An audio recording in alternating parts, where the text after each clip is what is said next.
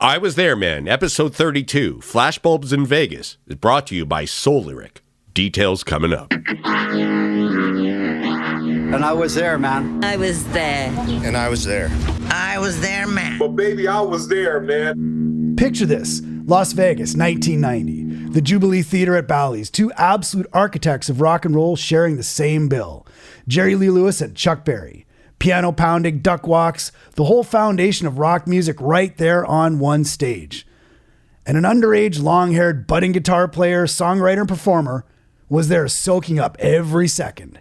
As the show ends, the lights come up and the crowd spill out of the showroom onto the casino floor. Our storyteller pauses at the top of the stairs and suddenly something strange happens. People started staring. Cameras come out, flashbulbs popping everywhere. For a brief moment, he was thinking, wait a minute, are they taking pictures of me? Then he looked a few feet over his left shoulder. The real star of the moment was standing right beside him, decked out in a hat big enough to block the sun and a suit that reflected it.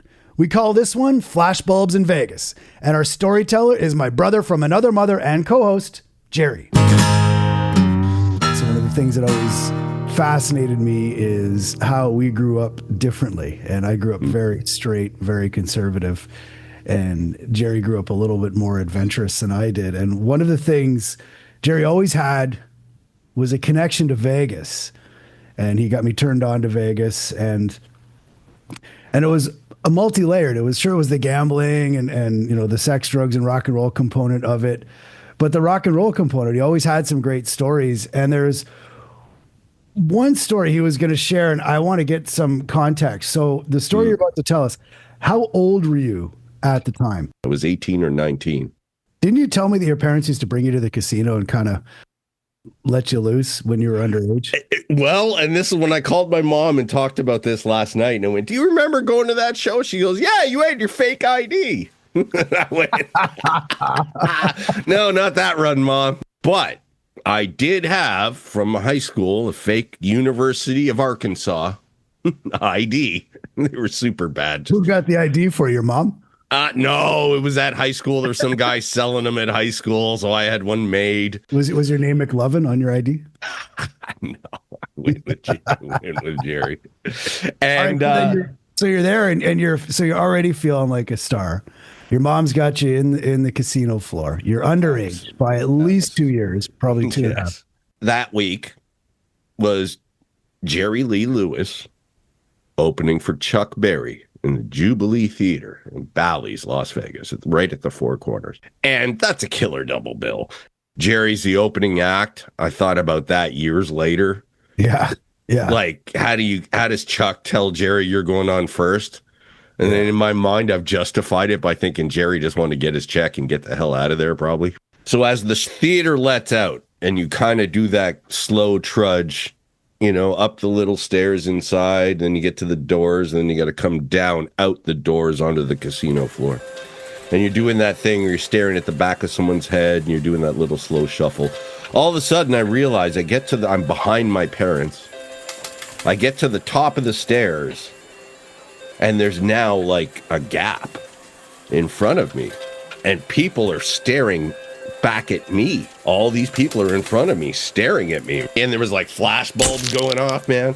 So you were hoping it was for you. I was hoping it was for me. They were celebrating Jerry, the coming out party of Jerry. Oh my God, that's you!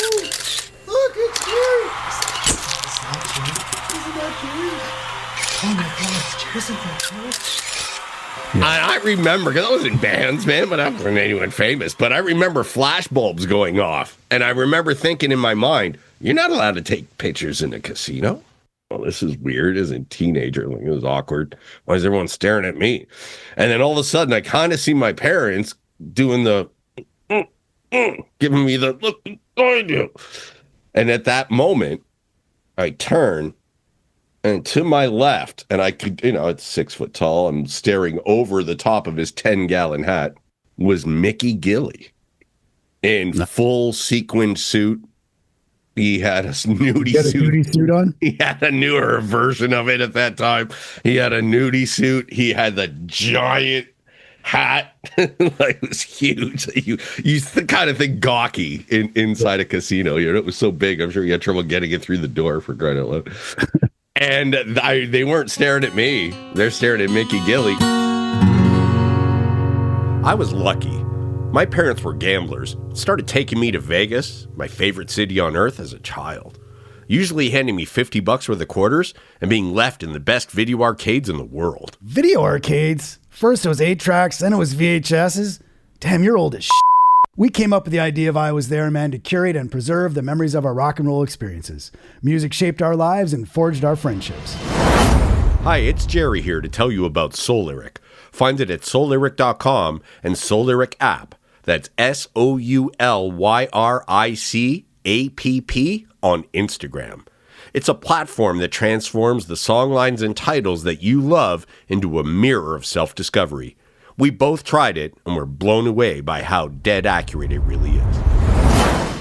Thanks for joining us, and thanks, buddy, my co-host Jerry, for the great story. Please like, share, comment, and subscribe.